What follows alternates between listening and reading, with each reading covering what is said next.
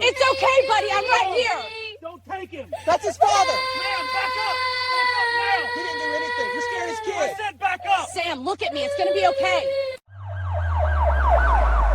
A 7-year-old boy stood on a sunlit sidewalk in Philadelphia, watching his father get handcuffed by a police officer. The child clutched a half-eaten candy bar in one trembling hand. Tears streamed down his freckled cheeks as he tried to understand why the man who read him bedtime stories, who made his breakfast every morning, who had promised to always keep him safe, was now being treated like a criminal. The officer had made an assumption based on nothing more than skin color. A black man walking with a white child could not possibly be that child's father. That single prejudiced thought would trigger a chain of events leading to national outrage, a federal investigation, and a $4.2 million settlement. But before we get into how this nightmare unfolded, let me ask you something. If you have ever witnessed an injustice that made your blood boil, if you believe these stories deserve to be heard, then stay with me until the end. Consider subscribing if you want to see more accounts of ordinary people standing against abuse of power. This is the story of Special Agent Marcus Thompson and the afternoon that changed everything. The Germantown neighborhood of Philadelphia sits in the northwestern part of the city. It is an area where century-old oak trees line the sidewalks, and Victorian-era homes stand alongside more modern constructions. The streets are wide and quiet. Families walk their dogs in the evening. Children ride bicycles after school. Neighbors wave to each other from their porches. It is the kind of place where people move to escape the chaos of downtown, seeking peace and the comfort of community. On a Wednesday afternoon in late spring, the temperature hovered around 72 degrees. The sky was a flawless blue, unmarked by clouds. A gentle breeze carried the scent of fresh-cut grass and blooming dogwood trees. It was the kind of day that invites you outside, that makes you forget your deadlines and your worries, that reminds you why you chose to live in a place like this. Marcus Thompson had lived in Germantown for nearly 5 years. He had chosen the neighborhood deliberately, researching school districts, crime statistics, and community resources before making his decision. As a senior special agent with 15 years of experience at the Federal Bureau of Investigation, he approached every major decision with methodical care. His work focused on organized crime networks, human trafficking operations, and cross-state criminal enterprises. He had testified before federal grand juries more times than he could count. He had coordinated joint operations with the Drug Enforcement Administration and the Bureau of Alcohol, Tobacco, Firearms, and Explosives. His supervisors described him as meticulous. His colleagues called him unshakable. He had received commendations for his work dismantling trafficking rings that had victimized dozens of vulnerable people. But on that Wednesday afternoon, Marcus was not thinking about case files or court appearances. He was simply a father enjoying time with his son. Noah Thompson was 7 years old, small for his age, with sandy blonde hair that fell across his forehead in an unruly wave. He had a constellation of freckles scattered across his nose and cheeks, and when he smiled, he revealed a gap where his 2 front teeth had recently fallen out. In his left hand, he held a chocolate candy bar, half eaten and beginning to soften in the warm afternoon sun. His right hand was firmly clasped in his father's grip. They walked slowly, in no particular hurry. Noah was talking about a video game he wanted, something with dragons and castles that his friend at school had told him about. Marcus listened attentively, asking questions, nodding at the important parts, fully present in the moment. This was what he treasured most. These small pockets of ordinary time when the weight of his work fell away and he could simply be dad. Marcus had adopted Noah 4 years earlier after fostering him for nearly 2 years. Noah's biological parents had lost custody when he was 3 due to chronic neglect and substance abuse. The foster system had placed him with Marcus, who had completed the rigorous vetting process required for single-parent foster care. At first, Noah had been withdrawn and fearful. He flinched at sudden movements. He rarely spoke above a whisper. He had nightmares that left him screaming in the dark. But slowly, over months and then years, trust began to build. Marcus learned which bedtime stories Noah liked best. Noah learned that when Marcus said he would be there, he always was. Routines formed, laughter returned. And eventually, love took root so deeply that the legal formality of adoption felt almost redundant. By the time the paperwork was finalized, Noah had been calling Marcus Dad for over a year. He was not a foster child anymore. He was simply a son, and Marcus was simply his father. The fact that Marcus was black and Noah was white existed as nothing more than a detail within their home. It was a fact with no emotional weight, no significance beyond the obvious visual difference. Noah did not think about it. Marcus did not dwell on it. They were family, and that was all that mattered. But outside their home, the world often saw things differently. Marcus had learned this through accumulated small humiliations that never quite stopped stinging. There was the woman at the grocery store who asked if he was the babysitter. There was the teacher at Noah's school who assumed Marcus was a family friend when he showed up for parent-teacher conferences. There was the time at the airport when a security agent pulled them aside and questioned Noah separately, asking in a gentle voice if he was traveling with this man by choice. Each incident was a paper cut, small in isolation but collectively forming a pattern that Marcus could not ignore. He handled these moments with patience and documentation. He carried Noah's adoption certificate in his wallet. He had taught himself to respond to suspicion with calm explanation rather than justified anger. He knew that the world would not always see them accurately, and he had made peace with the exhausting necessity of proving his fatherhood over and over again. But he had never expected a police officer to see him as a threat. Officer Kevin Driscoll had been with the Philadelphia Police Department for 4 years and 8 months. His file told a story that his supervisors had somehow managed to ignore. He had spent his first 18 months on desk duty, processing paperwork and handling administrative tasks. When he finally moved to street patrol, his training officers noted his eagerness, but also flagged a concerning tendency to make assumptions about people based on superficial characteristics. In his 3 years on patrol, Driscoll had accumulated 7 formal complaints. Each complaint followed a similar pattern. He had stopped individuals in neighborhoods where he felt they did not belong. The language in his incident reports was revealing. A black teenager walking through an affluent area who seemed out of place. A Hispanic family having a picnic in a park that Driscoll considered above their station. An Asian man photographing homes that Driscoll decided were too expensive for someone like him to be interested in legitimately. None of these complaints had resulted in meaningful discipline. Internal Affairs had closed each case with recommendations for additional training. Driscoll had attended the mandatory diversity workshops and implicit bias seminars. He had signed the acknowledgement forms, but the training had never penetrated deeper than the surface of his compliance. The patterns continued because the system allowed them to continue. Nobody with authority had ever forced Driscoll to confront the prejudice that shaped his perception of who belonged where. On that Wednesday afternoon, Driscoll was cruising through Germantown in his patrol vehicle, scanning the sidewalks with the particular attention he reserved for anything that disrupted his mental map of how the neighborhood should look. He knew these streets. He knew what belonged here. And when he saw a black man walking hand in hand with a white child, his mind did not register father and son. It registered anomaly. It registered suspicion. It registered threat. Driscoll's thought process in that moment was not complicated. It was reflexive, operating on assumptions so deeply ingrained that he did not even recognize them as assumptions. A black man with a white child meant something was wrong. Adoption did not occur to him. Blended families did not occur to him. The simple possibility that he might be looking at an ordinary father and son enjoying an ordinary afternoon did not occur to him. He saw what his bias allowed him to see, and nothing more. Marcus noticed the patrol car before it slowed down. After 15 years as a federal agent, he had developed an instinct for surveillance. He recognized the particular quality of attention that preceded a stop. The slight reduction in speed, the angle of the driver's head, the way the vehicle positioned itself to cut off potential escape routes. He felt a familiar tension settle into his shoulders, an old and unwelcome companion. He squeezed Noah's hand gently, a small reassurance that was as much for himself as for his son. Noah looked up, his expression shifting from contentment to confusion. He could read his father's body language better than most 7-year-olds could read anything. Marcus kept his voice light and steady.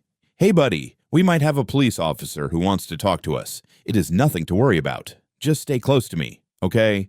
Noah's eyes widened slightly. "Did we do something wrong?" No, we did not do anything wrong. Sometimes officers just have questions. It will be fine. The patrol car pulled to the curb about 10 feet ahead of them and stopped. The driver's door opened and Officer Driscoll stepped out. He was of average height and build, with close-cropped brown hair and a face that seemed permanently arranged in an expression of low-level suspicion. His hand rested near his belt as he approached, not on his weapon, but close enough to communicate a readiness for escalation. Marcus stopped walking. He positioned Noah slightly behind him, a protective instinct so automatic he did not consciously decide to do it. Driscoll's voice carried the flat authority of someone accustomed to being obeyed. "Excuse me, I need to speak with you." Marcus kept his tone neutral and cooperative. "Good afternoon, officer. Is there something I can help you with?" "I'm going to need to see some identification." "May I ask what this is regarding?" Driscoll's eyes flicked to Noah, then back to Marcus. "Just a routine check. ID, please." Marcus had been in law enforcement long enough to know that there was no such thing as a routine check without cause. He knew his rights. He knew that a police officer could not demand identification from a person simply walking down a public sidewalk, but he also knew, with the bone-deep understanding of a black man in America, that asserting those rights could turn a simple encounter into something dangerous. He chose his words carefully. "Officer, my son and I are just walking home. We live a few blocks from here. I am happy to answer your questions, but I would like to understand what prompted this stop." Driscoll's expression hardened. He did not like questions. He did not like anything that challenged his authority or suggested that he might need to justify his actions. The identification. Now. Marcus felt Noah's grip tighten on his hand. He could sense the fear radiating from his son, and that fear made his own chest constrict with protective anger, but he kept his voice calm. "I am reaching into my jacket pocket for my wallet. I want to make sure you can see my hands at all times." He moved slowly and deliberately, withdrawing his wallet from his inside pocket. He opened it and removed his FBI credentials, then held them out toward Driscoll. "My name is Marcus Thompson. I am a special agent with the Federal Bureau of Investigation. This is my son Noah. He is adopted. We live on Chestnut Hill Avenue, about 4 blocks from here." Driscoll looked at the credentials but did not take them. His expression did not soften. If anything, it grew more suspicious. "FBI, huh?" His tone suggested disbelief. "Yes, officer. You are welcome to verify my credentials. My badge number is clearly displayed. A single call to the field office will confirm my identity." Driscoll shook his head slowly. "Those could be fake. Anyone can get a fake ID." Marcus stared at him, a flicker of disbelief breaking through his carefully maintained composure. In 15 years as a federal agent, he had never had his credentials questioned by a local officer. The suggestion was not just insulting, it was absurd. "Officer, these are legitimate federal credentials. I am offering you an easy way to verify that. Please make the call. I will decide what gets verified." Driscoll's attention shifted to Noah. "Is this your son?" The question landed like a slap. Marcus had heard it before, in grocery stores and school hallways, but hearing it from a police officer in the middle of an unexplained stop transformed its meaning into something more threatening. "Yes, he is my son."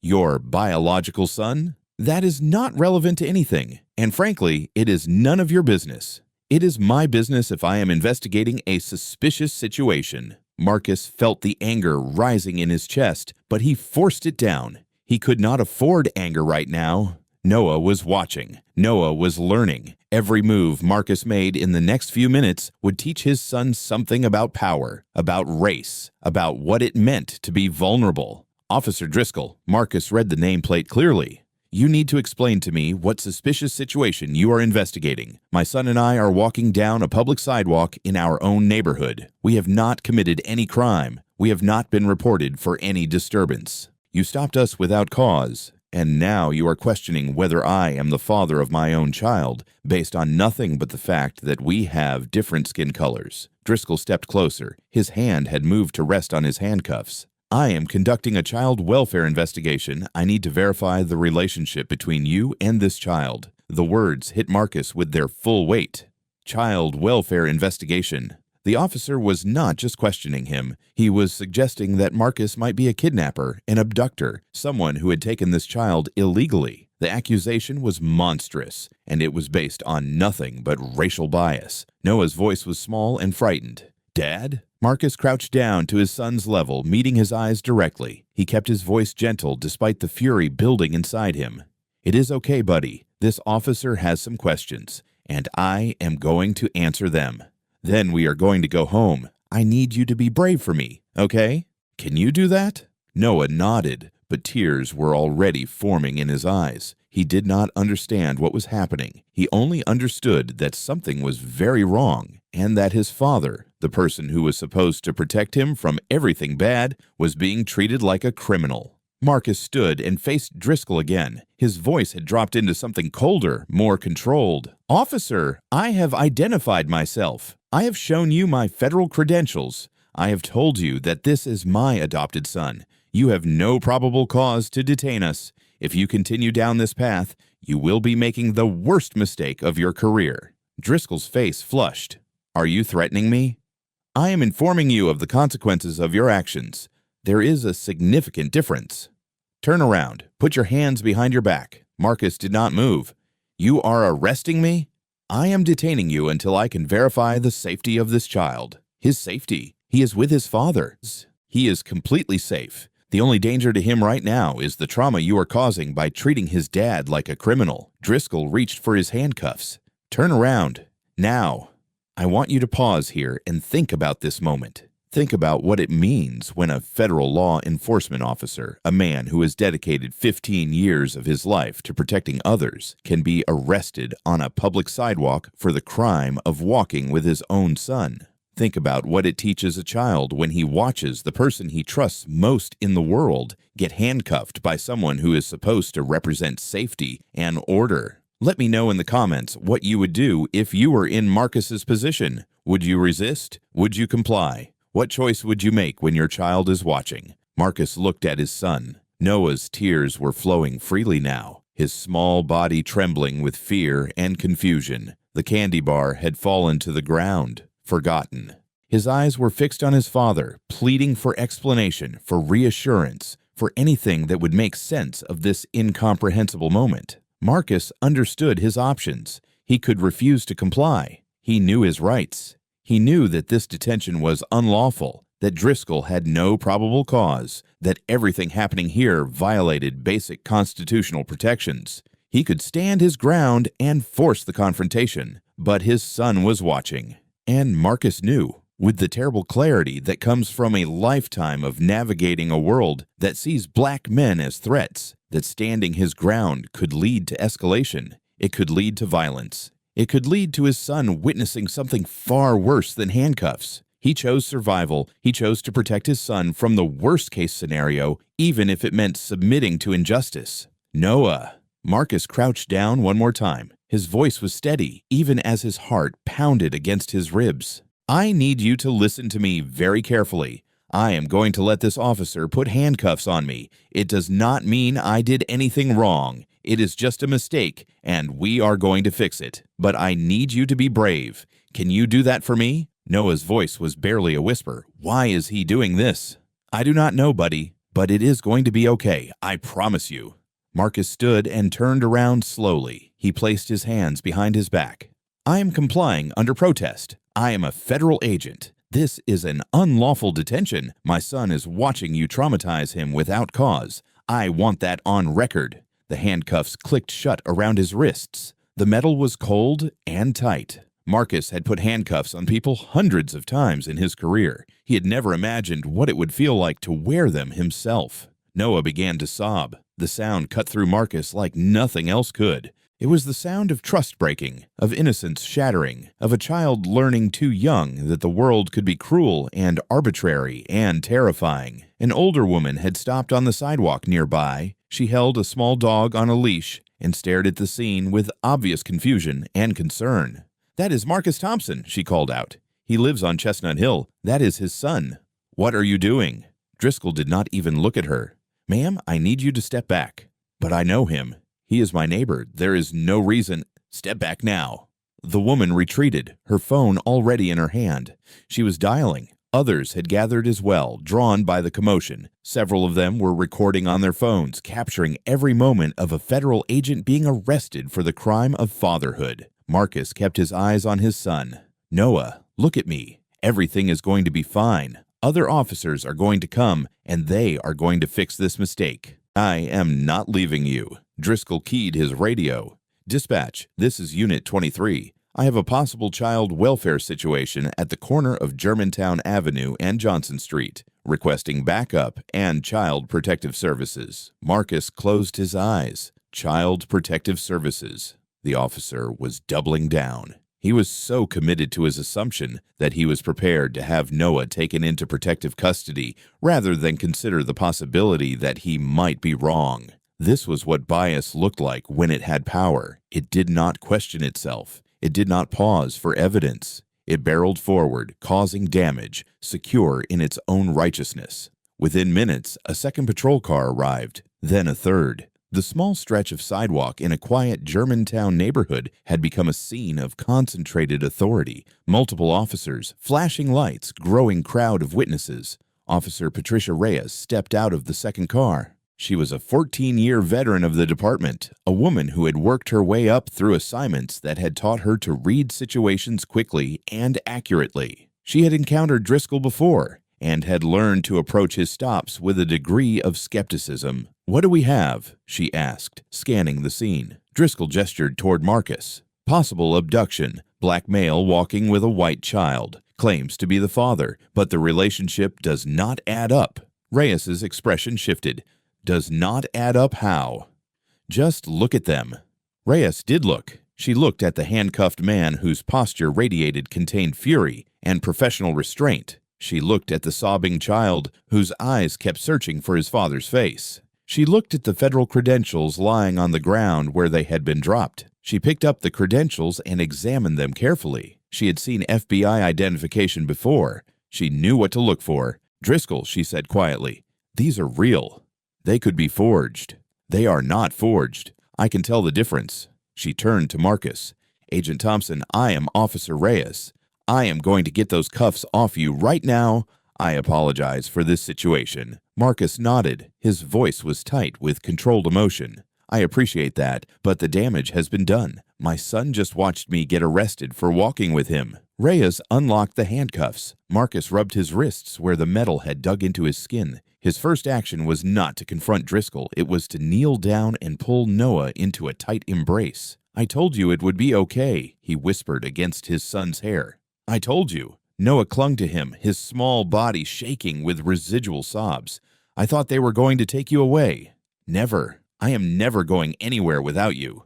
Driscoll stood a few feet away, his expression caught somewhere between defiance and dawning unease. He still had not accepted that he was wrong, but he could see the other officers looking at him differently now. He could see the phones pointed in his direction. He could feel the ground shifting beneath his feet.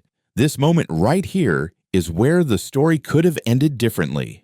If Driscoll had apologized, if he had admitted his mistake and shown genuine remorse, the aftermath might have been less severe. But bias rarely recognizes itself. Driscoll had been so certain in his assumption that he could not let it go, even when the evidence of his error was standing right in front of him. Within 30 minutes, the situation escalated in a direction Driscoll had not anticipated. One of the neighbors who had witnessed the incident, the woman with the small dog, had not just called 911. She had also called the FBI field office directly. She had found the number online and reported that one of their agents was being detained by Philadelphia police. 2 black SUVs arrived on the scene. Special Agent Diana Cortez and Special Agent Robert Park emerged, both wearing suits, both radiating the particular authority of federal law enforcement officers who have just learned that one of their own has been treated like a criminal. Cortez recognized Marcus immediately. They had worked cases together. She knew his reputation, his record, his character. "Thompson, what the hell happened here?" Marcus gestured toward Driscoll. "That officer arrested me because he saw a black man walking with a white child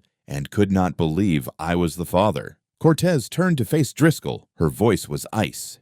"You arrested a federal agent." Driscoll tried to stand his ground. "I was investigating a potential child welfare concern." "Based on what evidence?" What specific, articulable facts led you to believe a crime was being committed? Driscoll had no answer. He had acted on assumption, not evidence. He had profiled, not investigated. And now he was standing in front of federal agents who knew exactly what that meant. Park stepped forward. Did you verify his credentials before you placed him in handcuffs? I was going to, yes or no. Did you verify his credentials? Silence. That is what I thought. Park's voice carried the weight of professional contempt. You arrested a federal agent in front of his child without taking 10 seconds to make a phone call. Do you have any idea what happens next? A supervisor arrived shortly afterward. Sergeant Michael Torres was a 22-year veteran who had seen enough misconduct cases to recognize immediately when someone had crossed a line that could not be uncrossed. Officer Reyes briefed him quickly, her voice low and serious. Torres listened, his face growing darker with each detail. Then he approached Driscoll. Your badge and weapon. Now. Driscoll's face went pale. Sarge, you were just racially profiling a federal agent and traumatizing a child. There is no just about what you did. Badge, weapon. You are on administrative leave, effective immediately.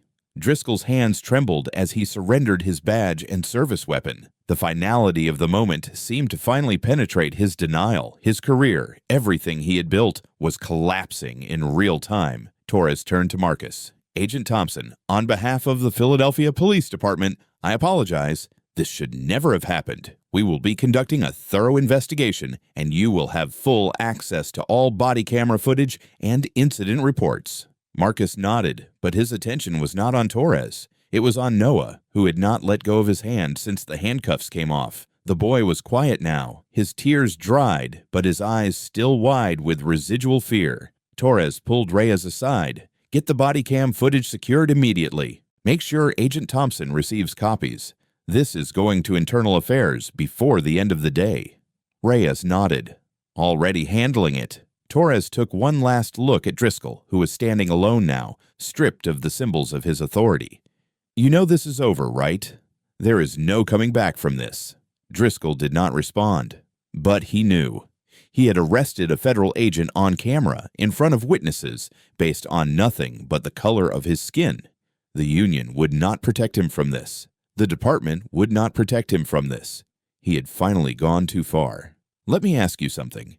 Do you think officers who receive complaints about racial profiling should be placed on desk duty automatically before something like this happens? Should there be a threshold where patterns of biased behavior trigger real consequences before they escalate into life-altering incidents? Share your thoughts in the comments. These are the questions we need to be asking if we want systems that actually protect people. By that evening, the story had spread beyond Philadelphia. Multiple witnesses had uploaded their videos to social media. The footage showed everything. Marcus being handcuffed, Noah sobbing. Driscoll's stated justification that he could not believe a black man was the father of a white child. The moment when federal agents arrived and the truth became undeniable. The videos went viral within hours. News organizations picked up the story. Headlines proliferated across every platform. Philadelphia cop arrests FBI agent for walking with his adopted son. Federal agent detained while parenting his own child. $4.2 million settlement after officer arrests black father in front of his son. The story had every element that captures public attention. Racial bias. A federal agent victimized by local police. A traumatized child. Clear video evidence that left no room for alternative interpretation. It dominated news cycles for weeks. Civil rights attorneys contacted Marcus within 24 hours. The legal case was straightforward but devastating. This was not just about an unlawful arrest. It was about the fundamental assumption that black men cannot be legitimate parents to white children. It was about bias so deeply embedded that it overrode professional training, common sense, and basic human decency. The lawsuit named Officer Kevin Driscoll, his direct supervisors, and the Philadelphia Police Department. The claims were comprehensive: unlawful arrest without probable cause, racial profiling in violation of the 4th and 14th Amendments, discrimination under federal civil rights statutes, intentional infliction of emotional distress upon a minor child, failure of the department to adequately train and supervise officers regarding implicit bias and diverse family structures. The city's legal team reviewed the case and reached a conclusion they could not avoid. This was indefensible. The body camera footage alone was sufficient to prove every element of the claims. Driscoll had stated his reasoning explicitly. His refusal to verify credentials was documented. His arrest of Marcus was based entirely on the perceived racial mismatch between father and son.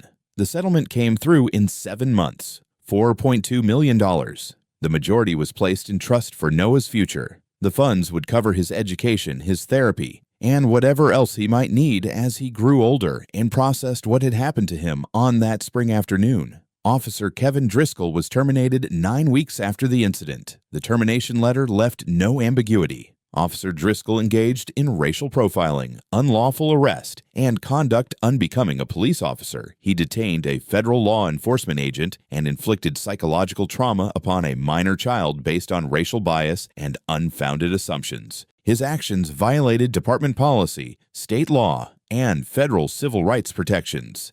His employment is terminated effective immediately. Driscoll's name was entered into the National Decertification Index, a database that tracks officers who have lost their credentials. He would never work in law enforcement again, in any jurisdiction, in any capacity. He attempted to appeal the termination. The union reviewed his case and declined to provide support.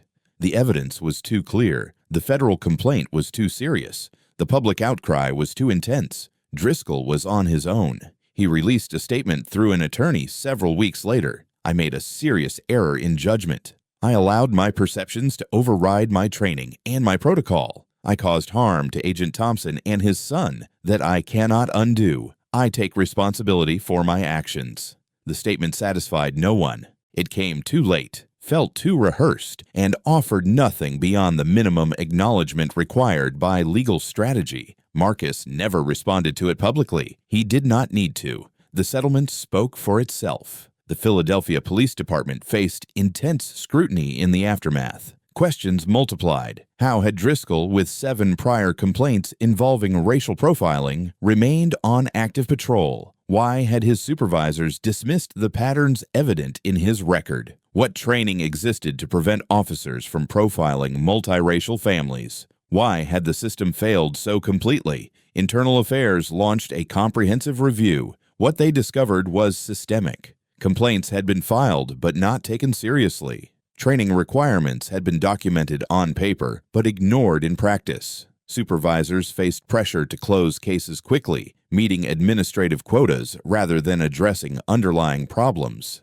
The entire apparatus designed to catch officers like Driscoll before they caused serious harm had functioned as nothing more than a rubber stamp. The Department of Justice opened a pattern and practice investigation. Federal investigators examined not just the Driscoll incident, but the broader culture and policies that had allowed it to happen. Their findings led to a series of reforms that the department was required to implement under federal oversight. The reforms included mandatory implicit bias training before any officer could be assigned to patrol, real-time body camera review for all detentions involving children, a dedicated unit within Internal Affairs specifically focused on discrimination complaints, extended probationary periods for new officers, enhanced supervisor accountability for failure to address documented patterns of misconduct. Whether these reforms would produce lasting change remained an open question. Policies could be written, training could be mandated. But changing the deeply embedded assumptions that officers like Driscoll carried in their minds required something more than administrative directives. It required a fundamental shift in culture, in values, in the basic understanding of who belongs where and why.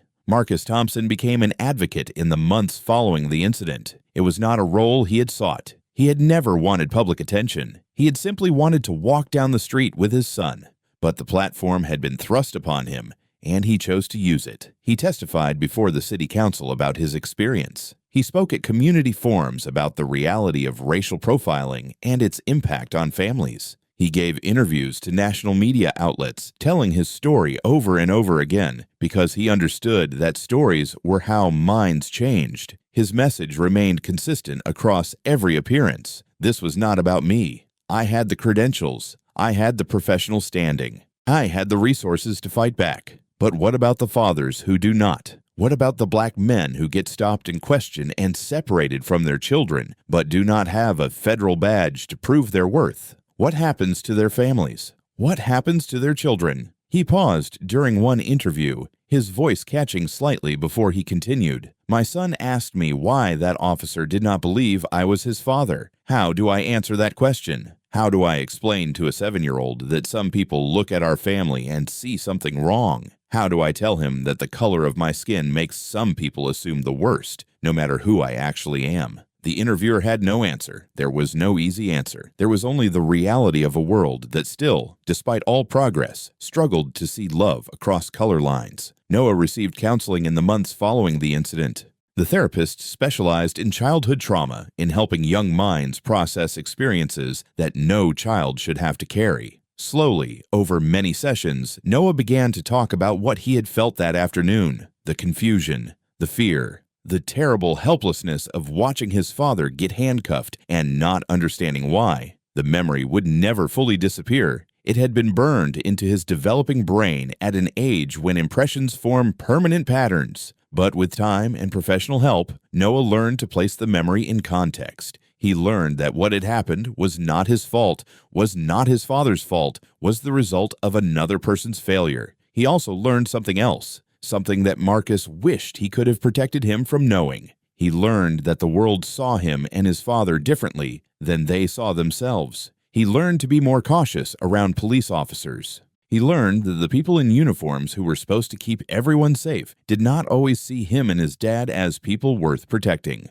That lesson, perhaps more than anything else, was the lasting damage of Officer Kevin Driscoll's 5 minutes of unchecked bias. There is a question I want to leave you with as this story approaches its end. Do you think cases involving racial bias should bypass normal internal affairs review and go directly to federal oversight?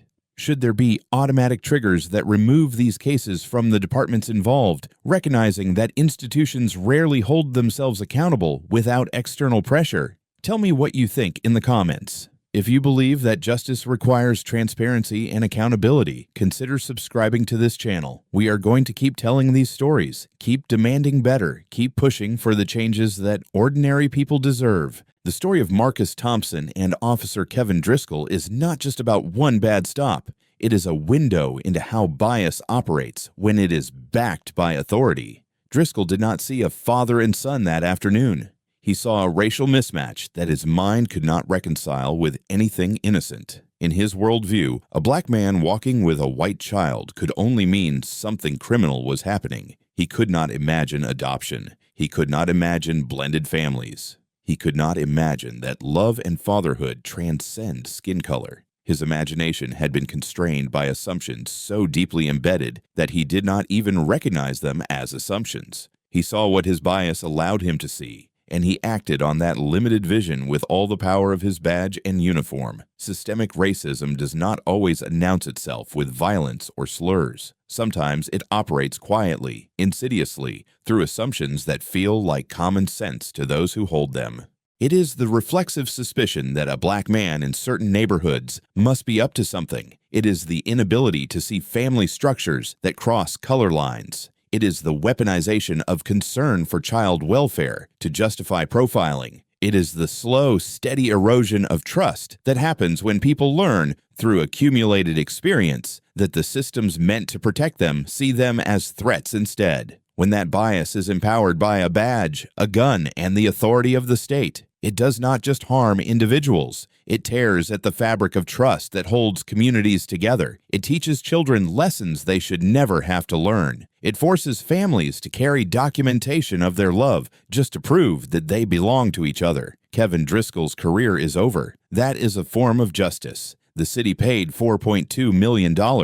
That is a form of accountability. But money cannot undo trauma. Termination cannot restore the trust that was broken on a quiet sidewalk on a spring afternoon. The settlement cannot give Noah back the innocence he lost when he watched his father get handcuffed for the crime of being black. The real question is what changes now? Do departments finally take bias complaints seriously before they escalate into disasters? Do they finally train officers to recognize that families come in configurations that might challenge their assumptions? Do they finally accept that profiling is not proactive policing, but discrimination wearing a uniform? Because if we do not fix the systems that put Kevin Driscoll on the street with a badge and a gun, if we do not address the bias that taught him to see threats instead of families, then we are simply waiting for the next officer to make the same assumptions. We are waiting for the next family to be torn apart by someone who cannot see past the color of their skin. We are waiting for the next child to learn, too young and too harshly, that the world does not see them the way their parents do. Let me ask you one final question. Should any wrongful arrest that is proven by body camera footage result in automatic decertification of the officer involved? No appeals, no second chances, no administrative leave, while the department conducts an internal review that might take months and might conclude with nothing but a recommendation for retraining. Just immediate permanent removal from law enforcement. If you think that level of accountability makes sense, leave a comment below. If you think these stories need to be told, if you believe that awareness is the first step toward change, then subscribe to this channel. We are not going to stop covering these cases. We are not going to stop asking hard questions. We are not going to stop fighting for the families who deserve to walk down the street without fear. This is not just about one officer or one family. It is about all of us. It is about the world we are willing to accept and the world we are willing to fight for. Every child deserves to hold their parent's hand without being afraid. Every parent deserves to walk through their own neighborhood without being treated like a criminal. Every family, regardless of what it looks like from the outside, deserves to be seen for what it actually is. Marcus Thompson and his son Noah are still healing. They are still a family. They still walk through their neighborhood together, though perhaps with a little more caution than before, a little more awareness of how they might be perceived by those who can't see past the surface, but they are not defined by what happened that afternoon. They are defined by the love they share, by the trust they have rebuilt, by the quiet moments when Noah still reaches for his father's hand and holds on tight. That is what Officer Kevin Driscoll could not see. That is what his bias would not let him imagine, but it was there all along, plain as day, visible to anyone willing to actually look. A father and son, walking home, together.